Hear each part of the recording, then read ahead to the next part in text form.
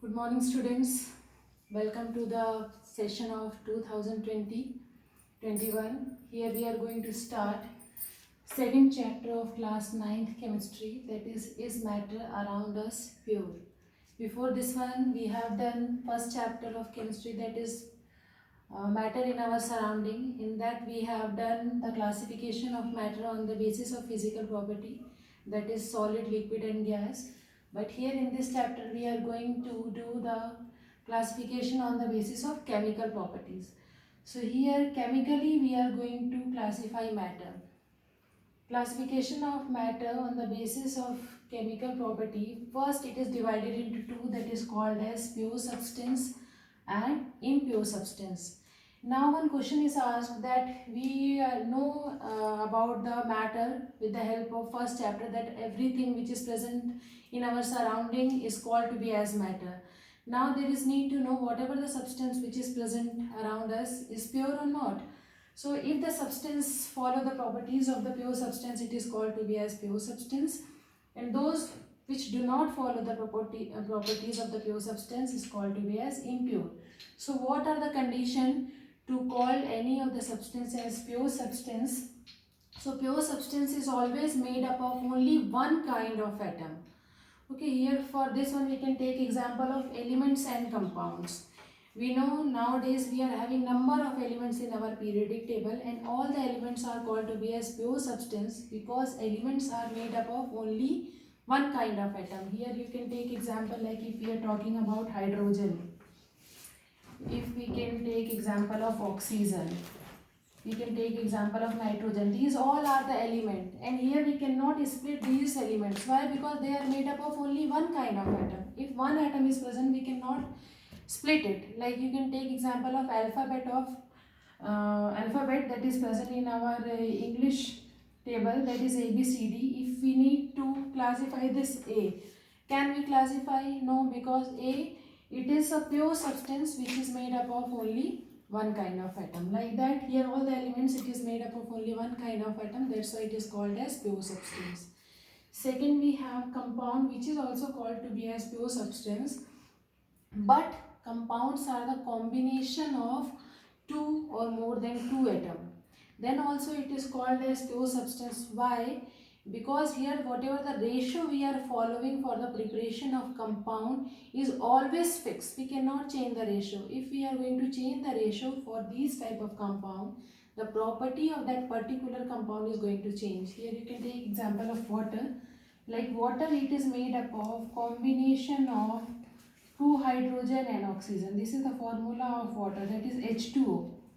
Okay, so always whatever the source of the water, if you are getting water from the river, if you are getting water from the pond, you are getting water from the tap, wherever you are going to get the water, the composition of the water and the formula of water will always be same. It will never change. It means always you need to have two hydrogen and one oxygen for the formation of water. Here the ratio is always fixed. That's why it also comes in the category of pure substance. Okay, I will explain more about this compound, but this is just the introduction why we are called compound as a pure substance, because compound is always also made up of combination of the substance which is in fixed ratio. Okay, second, here we have to talk about the impure substance. Impure, by the name only you are going to understood about this one, that impure are those in which the combination of two or more type of substance takes place without any ratio.